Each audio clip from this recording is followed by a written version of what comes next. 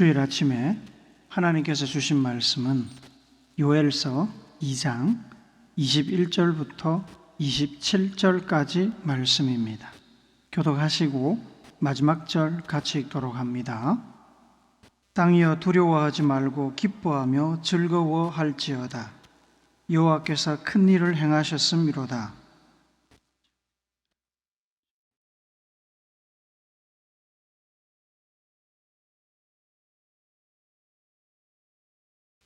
시온의 자녀들아, 너희는 너희 하나님 여호와로 말미암아 기뻐하며 즐거워할지어다. 그가 너희를 위하여 비를 내리시되 이른 비를 너희에게 적당하게 주시리니 이른 비와 늦은 비가 예전과 같을 것이라.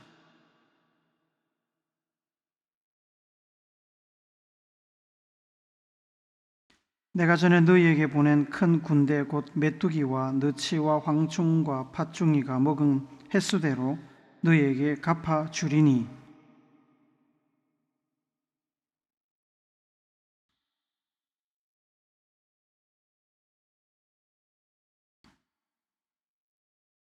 같이 읽습니다. 그런즉 내가 이스라엘 가운데에 있어 너희 하나님 여호와가 되고 다른 이가 없는 줄 너희가 알 것이라. 내 백성이 영원히 수치를 당하지 아니하리로다. 아멘. 오늘은 우물교회가 해마다 2번 부활주일과 추수감사주일을 앞둔 3주 전 주일에 지키는 감사나눔 프로젝트 주일입니다. 의미는 이렇습니다. 감사나눔이라는 말은 우리의 감사한 마음을 이웃을 향한 나눔으로 승화시킨다는 의도입니다.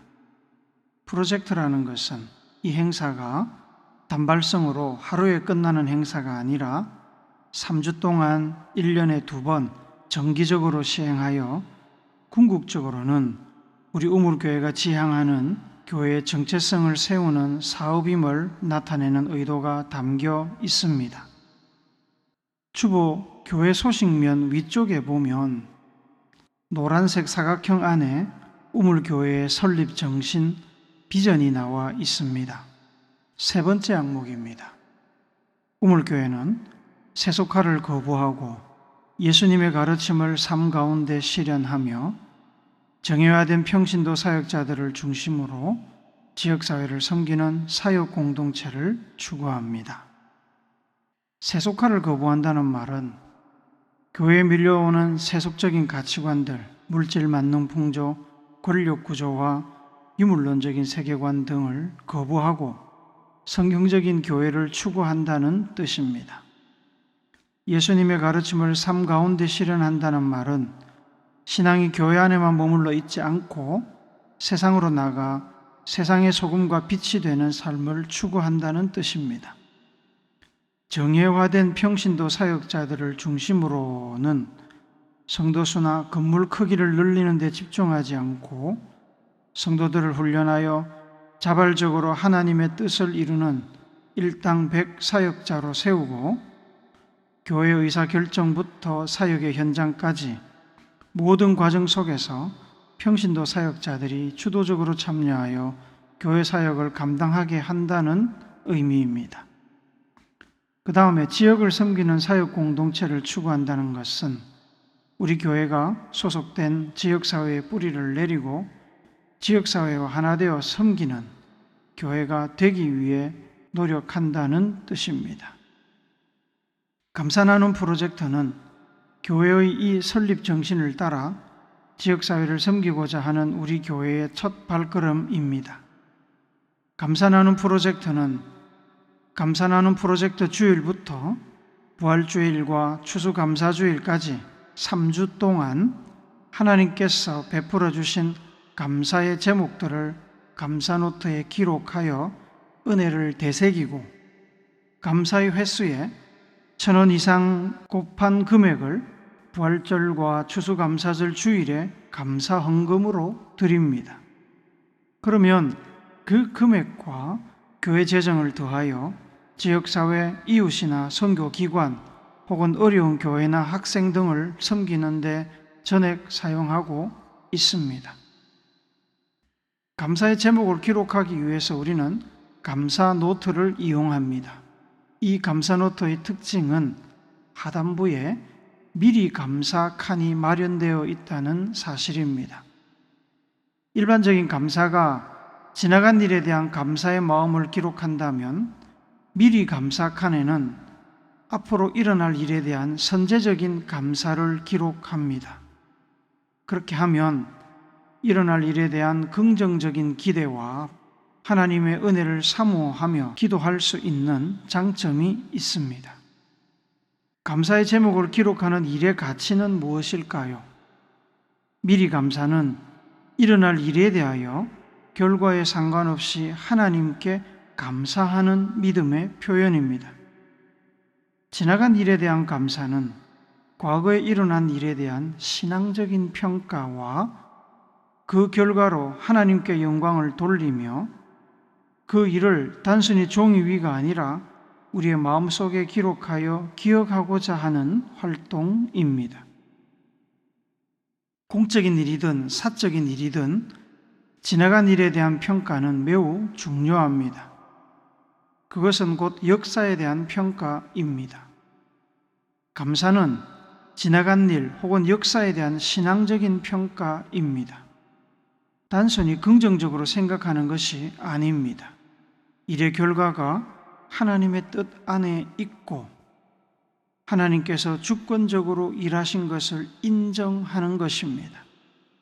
완전하신 하나님께서 하나님의 뜻 안에서 주권적으로 일하셨으니 우리가 할 일은 하나님께 모든 영광을 돌리고 우리에게 그런 일을 허락하신 하나님의 은혜에 감사하는 것입니다.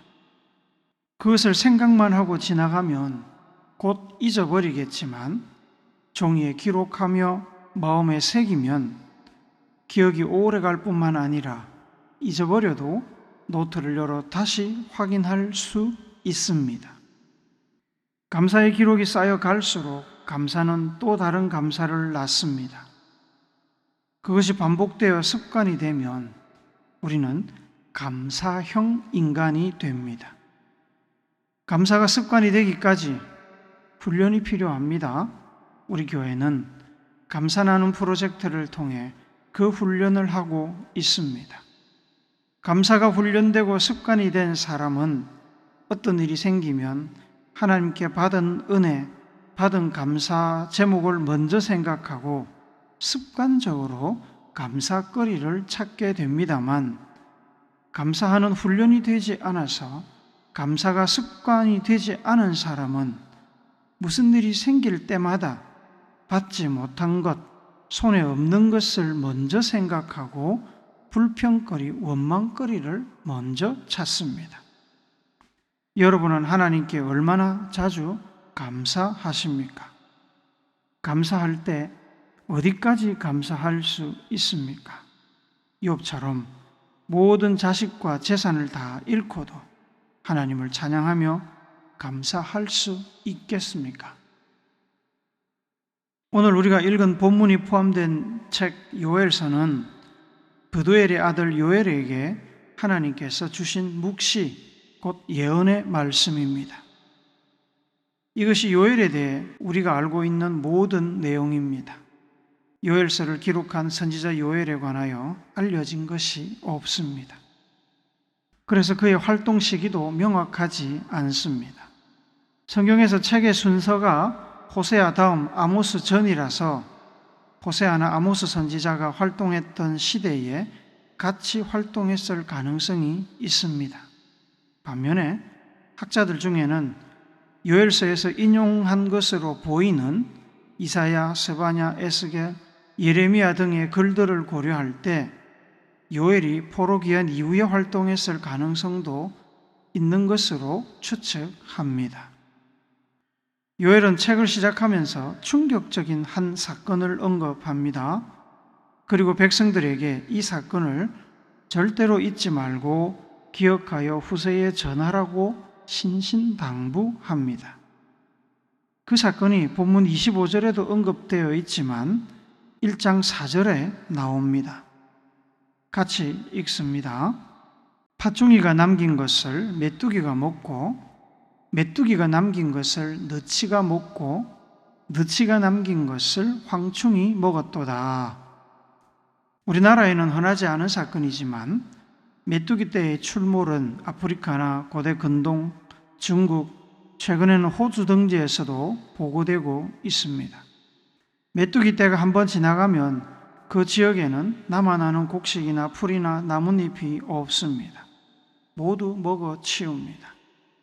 그런데 사절은 팥중이, 메뚜기, 느치, 황충 등 4종류의 메뚜기가 연속적으로 이스라엘에 들이닥쳤다고 말합니다. 당연히 곡식은 물론이고 이스라엘 백성들에게 물도 되고 약도 되고 음료수도 되는 포도주 생산도 멈추었습니다. 풍성하던 무화과 나무잎은 모두 메뚜기 떼에 먹혀서 가지가 하얗게 되었습니다. 마치 이방 군대에 짓밟혀 모든 것이 박살나고 약탈당하여 벌거벗겨진 상태와 같았습니다. 종말의 때를 연상시켰습니다. 요엘 선지자는 이 메뚜기 떼의 끔찍한 공격과 같은 세상을 뒤엎을 일이 미래에 일어날 것이고 그날이 종말의 때 마지막 날이 될 것이라고 경고합니다. 요엘서 2장 1절을 같이 읽습니다. 시작. 시온에서 나팔을 불며 나의 거룩한 산에서 경고의 소리를 질러 이 땅 주민들로 다 떨게 할지니 이는 여호와의 날이 이르게 됨이니라. 이제 임박하였으니. 요엘은 그 종말의 때를 여호와의 날이라고 부릅니다. 그날은 바로 하나님의 심판의 날인데 이제 임박했다고 경고합니다. 요엘은 그날에 이런 일이 있을 것이라고 묘사합니다. 요엘서 2장 2절 3절을 우리말 성경으로 같이 읽도록 하겠습니다. 시작. 어둡고 암담한 날, 구름과 짙은 어둠의 날, 새벽빛이 산 위에 퍼지는 것처럼 수가 많고 강한 사람들이 오고 있다. 이와 같은 일이 옛날에도 없었고 이후 여러 세대가 지나도 다시는 없을 것이다. 그들 앞에는 불이 휩쓸고 있고 그들 뒤에는 불꽃이 타오르고 있다. 그들이 오기 전에는 땅이 에덴 동산 같았지만 그들이 지나간 뒤에는 황무지만 남아 있다. 아무것도 그들을 피하지 못한다. 새벽에 떠오르는 태양이 산 능선에 걸릴 때 봉우리와 봉우리 사이, 나무와 나무 사이에 태양빛이 퍼져나오는 것처럼 하나님이 이끄시는 심판의 군대가 물밀듯 쳐들어올 것입니다. 그렇게 산과 대지를 덮고 쳐들어오는 군대의 모습이 마치 메뚜기 떼가 대지를 덮고 휩쓸고 지나가는 모습과 겹칩니다. 메뚜기 떼가 모든 것을 먹어치우듯이 심판의 군대가 쳐들어와서 모든 것을 불태울 것입니다. 에덴 동산같이 풍요롭던 땅은 황무지로 변할 것입니다. 이 일은 하나님께서 진두지휘하시는 일입니다. 요엘서 2장 11절은 여호와께서 그의 군대 앞에서 소리를 지르시고 그의 진영은 심히 크고 그의 명령을 행하는 자는 강하니 여호와의 날이 크고 심히 두렵도다. 당할 자가 누구이랴 라고 말씀합니다. 여호와 하나님께서 심판을 위해 이끌고 오시는 군대를 누가 감히 막을 수 있고 싸워서 이길 생각을 할 수 있겠습니까? 누구도 그럴 수 없습니다. 요엘의 활동 시기를 이스라엘의 두 나라, 북이스라엘 왕국과 남유다 왕국이 망하기 전으로 생각한다면 요엘의 묵시는 1차적으로 남북 두 왕국의 패망을 예언했다고 볼 수 있습니다. 하지만 요엘의 활동 시기를 포로기 이후로 잡는다면 그 이후에 있었던 헬라 혹은 로마의 침공에 대한 묵시라고도 볼 수 있습니다. 두 경우 모두 역사적인 사건들을 넘어서 인류의 종말, 예수 그리스도께서 심판의 주로 이 땅에 다시 오시는 재림의 날에 대한 묵시로 이해할 수 있습니다. 그래서 요엘의 묵시는 오늘 우리에게 주시는 하나님의 경고의 말씀으로 읽어야 합니다. 하나님의 경고는 항상 이유가 있습니다. 하나님께서는 이 마지막 날에 관한 묵시의 말씀을 왜 주셨을까요? 요엘서 2장 12절을 같이 읽습니다. 시작. 여호와의 말씀에 너희는 이제라도 금식하고 울며 애통하고 마음을 다하여 내게로 돌아오라 하셨나니.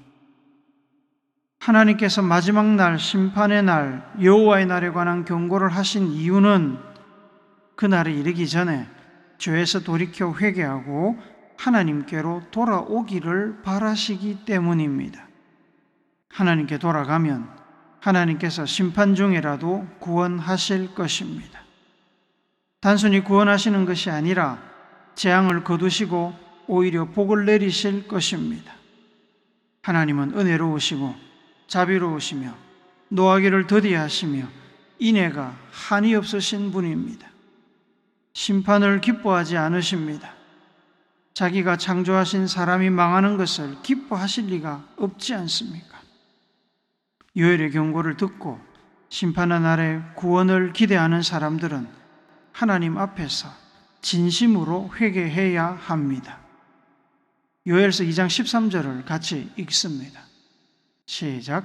너희는 옷을 찢지 말고 마음을 찢고 너희 하나님 여호와께로 돌아올지어다. 그는 은혜로우시며 자비로우시며 노하기를 더디하시며 인애가 크시사 뜻을 돌이켜 재앙을 내리지 아니하시나니. 요엘은 진심 어린 회개를 옷을 찢는 것이 아니라 마음을 찢는 회개라고 표현합니다.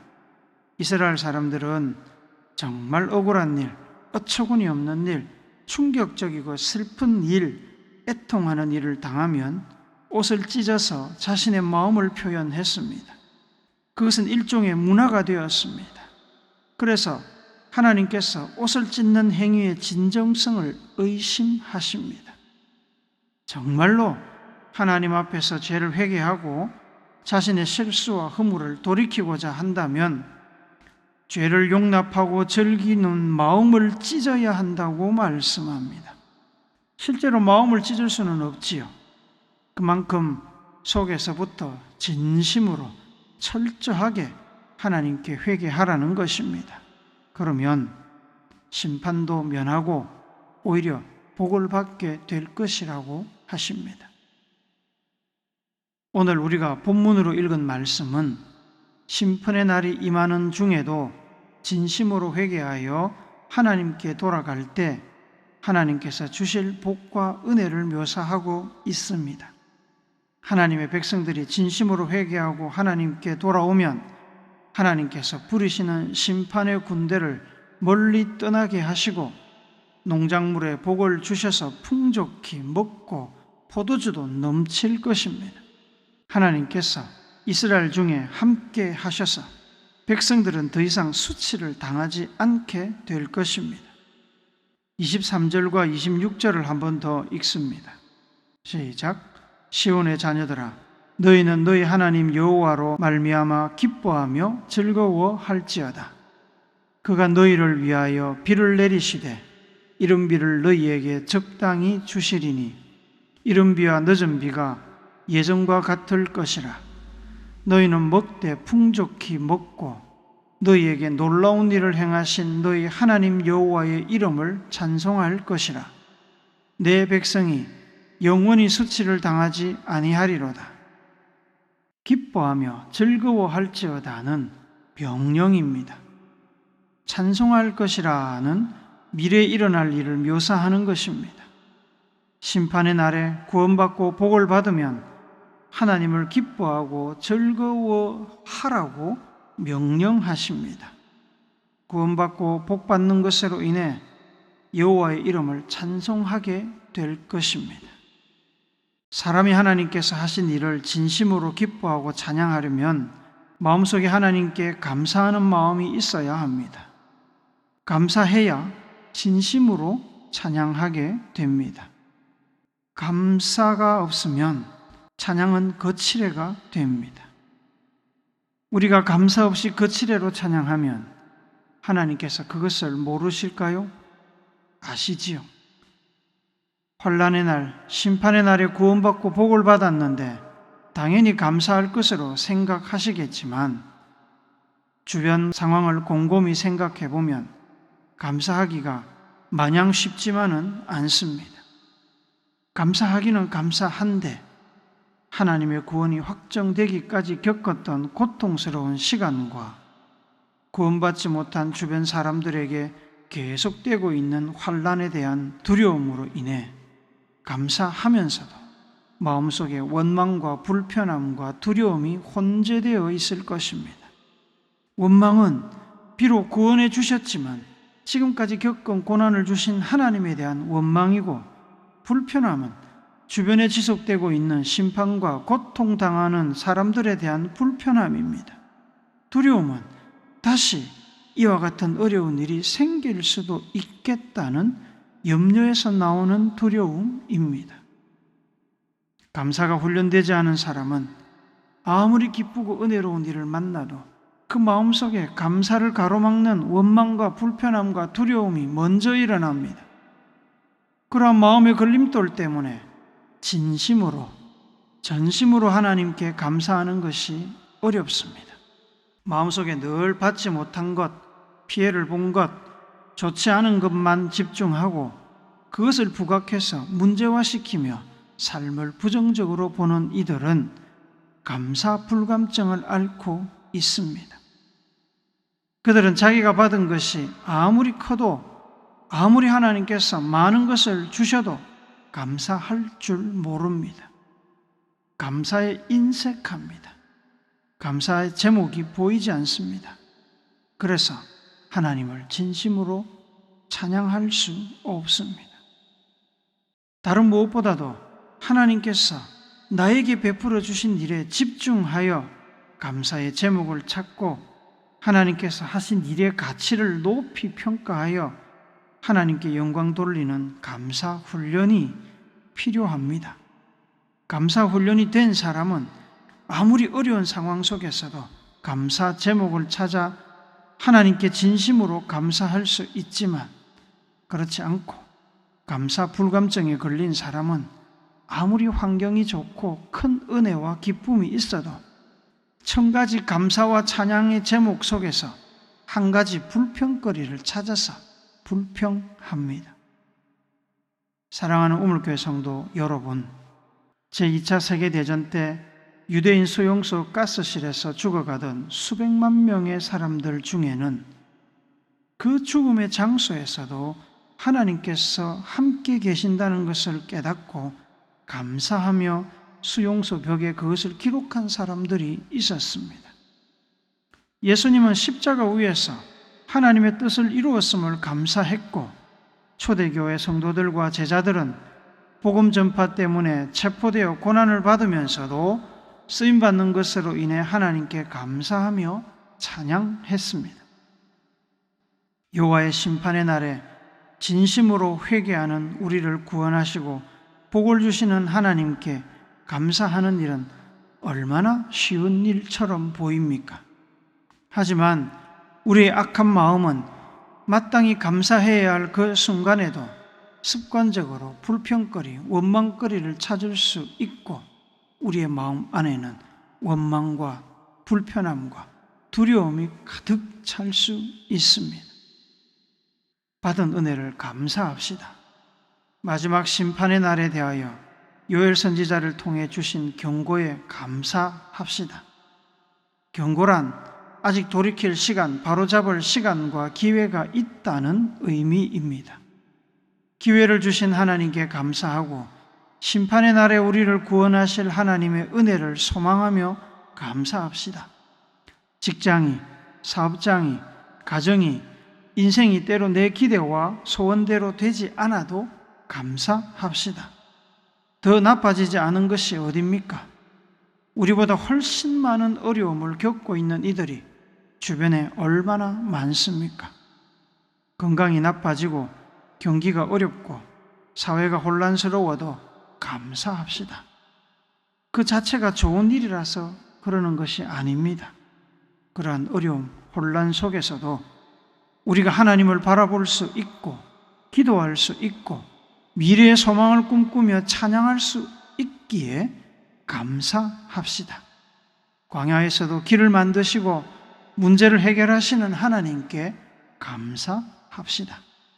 우리 모두가 성경의 명령과 같이 항상 기뻐하고 쉬지 않고 기도하며 범사에 감사할 줄 아는 감사형 인간으로 성숙해지기를 예수님의 거룩하신 이름으로 축복합니다. 아멘.